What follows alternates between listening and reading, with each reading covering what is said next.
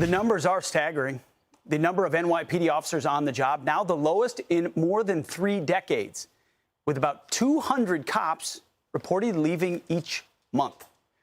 Former NYPD Commissioner and Guardian Group CEO Ray Kelly is here to react. Mr. Commissioner, thanks for being here. Why is this happening? Well, that's a good question, Pete. I think a lot of this developed after the death of George Floyd. Cops were demonized, they were vilified, thousands of them started to leave, and that hemorrhaging is continuing, not only in New York City, but other major cities as well. And I think we have to do more to find out precisely why they're leaving and to try to address it. I think we need an outside consultant to come in to say the NYPD do the exit interviews of police officers who are leaving, accumulate that data, and make recommendations as to how we can take some of these problems on. Some may be solvable, some aren't solvable, but at least we'll be able to identify directly what the problems are. It's a good idea. They should be doing that already, getting a sense of why people would be prematurely leaving the force. But I'm guessing some of it has to do with things the NYPD could not affect themselves. Radical DAs that are letting criminals out of jail, so it's a catch and release program, or sanctuary city policies that have an illegal crisis. So there's only so much the NYPD can do, right? Yes, but I think it's important to clarify that and to put that out in the open.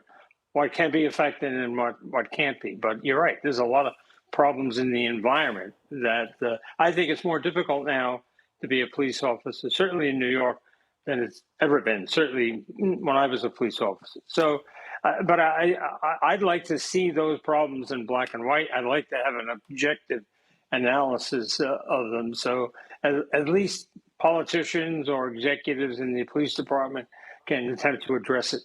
That's a big phrase, more difficult than it's ever been, is from someone who knows what it has looked like in the past. That's important. Let me put up the stats real quick for you, Mr. Commissioner, of the number of New York police officers leaving the force. I mentioned it was 200 per month right now, more or less. In this year overall, 823 officers have left in 2024. As some people say, there is a quality to quantity in and of itself. How does policing change when you have less officers? Well, you're much more reactive. You're not proactive. You're not doing things to prevent crime. You're responding to 9/11 calls, and the response time is much longer. And of course, attendant to this problem is the fact that they can't hire the replacements of officers who are leaving. That's a big problem. And then there's a quality issue as to exactly who are you hiring, with the job becoming less desirable. So there's lots of issues here, and I think they have to be taken head on, and I haven't seen that happening from City Hall. It's true. You're always going to have attrition, but if you can recruit more than are leaving, then you're in good shape. But if it's perceived that the profession is under assault, you don't have people signing up. It's in many ways just like the military. Commissioner Ray Kelly, thank you for your time. Appreciate it. Hi, everyone. I'm Brian Kilmeade. I want you to do me a favor. I want you to click to subscribe to the Fox News YouTube page. This is the only way that I know for sure that you're not going to miss any great commentary, any great news bites, any great interviews coming your way on Fox. You can get it all here on YouTube. So subscribe right now. A house of hell left in rubble and ruins. The residence that we were focused on became engulfed in flames. At this time, we do not know the source of the fire. Flames quickly swallowing a home. The scene, a fiery end to an hours-long standoff Friday afternoon in Surprise between SWAT teams from across the valley and a man accused of shooting his own 6-month-old baby and holding the baby's mother hostage. But he broke in early morning hours. She wasn't able to make a 911 call to law enforcement until 11:30. Police saying the baby's mother finding a way to escape that home, running to a nearby home under construction to call 911, telling police her 6-month-old child was in the home in danger. Officers responded to the residence, and upon arrival, they heard multiple rounds of gunfire coming from inside the residence. Video from Sky 12 showing the damage as officers tearing down a garage door to enter the home. One officer firing around. Police finding the child shot multiple times, but the dad nowhere to be found. The baby airlifted to a hospital undergoing surgery for serious injuries. The baby's father then refusing to come out, keeping SWAT teams and crisis negotiators at bay for hours. Hopes for a peaceful end going up in flames. Sky 12 capturing the roof of the home as it caved in. Neighbors like April Thomas. Yeah, it was just shocking. In disbelief in what they saw. I was told that, they were possibly gassing the home. This woman moving into the neighborhood today, now calling the move uneasy. Now I have like double thoughts. I thought the community is super safe, but looking at this on the very first day of moving, I'm feeling kind of terrified or unsafe. Surprise fire delayed from getting to the fire because of ammo still being fired at the house. What sparked that fire now under investigation. Surprise police say they're investigating another domestic incident with this same couple from just 2 weeks ago. The woman suffering minor injuries in the ordeal and has now been reunited with her baby. As neighbors watched that house go up in flames tonight, they're praying for that mom and her 6-month-old baby. To boxing, and Ukraine's Alexander Usyk has become the undisputed world boxing heavyweight champion after beating Britain's Tyson Fury in Saudi Arabia. Both boxers entered the ring holding versions of the world title, and both had unbeaten professional records. There was little to choose between the two during the first half of the 12-round fight, but Fury's apparent plan of using his bigger size and reach seemed to be keeping his opponent where he wanted him. But that all changed in round 9 when Usyk caught Fury with a series of blows, sending him staggering from side to side across the ring. Fury didn't go down, but the referee stepped in with a standing count.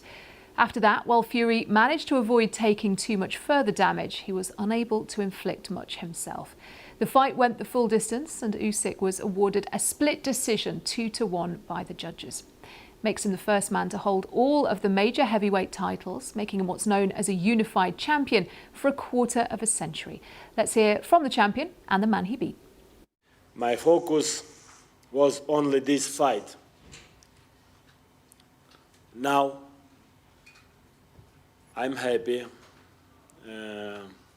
I want to back home, go to my church, pray. I want to say, Jesus, thank you, because for me and my country, it's a big opportunity. It was a close fight, I believed, I thought I did enough, but, I'm not a judge. I can't judge a fight while I'm boxing it. If they would have said to me in the last round or whatever, you're down, go out and try and finish him, I would have done that. But everyone in the corner believed we were up. All I had to do was just keep boxing and doing what I was doing, and, I thought we was getting it. But it was what it was. I'm not going to cry about spilled milk. I've had plenty of victories, and I've gave God the glory. I've had this one loss and a close fight, with a good man like Usyk, and it was what it was. Our correspondent Ade Adedoyan was in Riyadh and sent this update on the fight. So what a night and what a performance. A terrific contest with momentum shifting one way then the other. It started off as a cat and mouse affair, both men struggling to figure each other out. Fury had early success. It looked like he was cruising to victory, and then Usyk rallied and had his man hurt, had him out on his feet in the 9th round. Fury showed amazing powers of recovery to come out in the following round, but it was Usyk all the way from there. He delivered on his promise to prove that he is the greatest fighter of this era. There is a rematch clause in the contract, so there's every chance they'll do this again later this year. But as for Usyk, he joins a very, very exclusive club. Only one man, Evander Holyfield, has ever unified the titles in the cruiserweight division and the heavyweight division. That was a performance by Alexander Usyk that would cement his place as one of the greatest of all times. And freelance boxing journalist Yusuf Anani gave us his assessment of the result. It was definitely the right result. It was pretty clear to Usyk. Strangely enough, even though he was by far the smallest man, he was the one doing most of the damage. There was a period in the fight where Fury was controlling it, and he was certainly hurting Usyk in that period. He seemed to have figured him out, and he was almost celebrating already. But then suddenly, Usyk didn't give up. And even though he's like David to Goliath, he came back in that 9th round and turned it around, and Fury couldn't really react. He survived. He showed incredible powers of recovery and bravery, but he couldn't claw back the points. And so the smaller man was the harder puncher and the more powerful man. The helicopter that was carrying Iranian President Ibrahim Raisi crashed in a mountainous region in northern Iran. We don't know much about what happened. We do understand at this hour there are search and rescue teams deployed across the area amid bad weather conditions, searching for the Iranian president and the country's foreign minister, who was reportedly on board that aircraft. Earlier today, Iranian President Ibrahim Raisi was in neighboring Azerbaijan, meeting with the country's president before this reported crash took place. And we do understand, according to Iranian state media, they believe this happened as a result of bad weather conditions in the area. There was a convoy of 3 helicopters. 2 of those helicopters made it to the destination in Iran. The 3rd does remain missing at this hour. State media has asked civilians across Iran to pray for the country's leader.